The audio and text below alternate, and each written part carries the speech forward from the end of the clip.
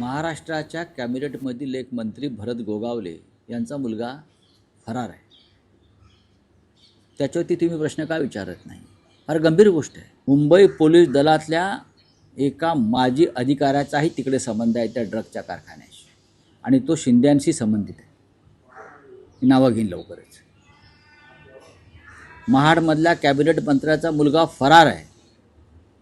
तो कुठे आहे ते मी सांगतो पाहिजे तर पोलिसांना.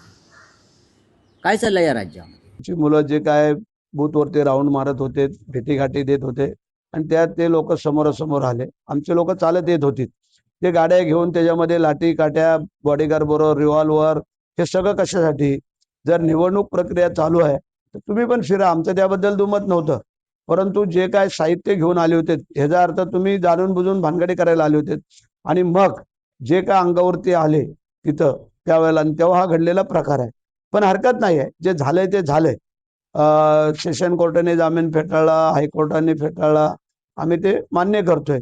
आम्ही तो हायकोर्टाचा मान ठेवतोय, त्याबद्दल आमचं काही दुमत नाही. बाजू आहे त्याचा सर्व अवलंब भरत गोगावलेचा मुलगा करतोय, आणि त्याच्यासाठी इतरांचा कुठेही दबाव नाही. दबाव तंत्र असतं तर भरत गोगावलेचा मुलगा तुम्हाला कुठेही फिरताना दिसला असता, किंवा त्यांनी न्यायालयाने ताबडतोब जामीनही दिला असता.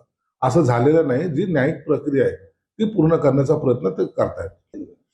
संजय राऊतला नसलेल्या खबरी सर्व येत असतात, माहित नाही, पण ढगात गोळी मारणं जो प्रकार असतो ना, तो संजय राऊत करत असतो.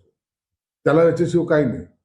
एक ज्याला आपण म्हणतो की स्फोटक असं काहीतरी बोललं तर त्याची मोठी बातमी होती. ही त्याची स्ट्रॅटेजी आहे.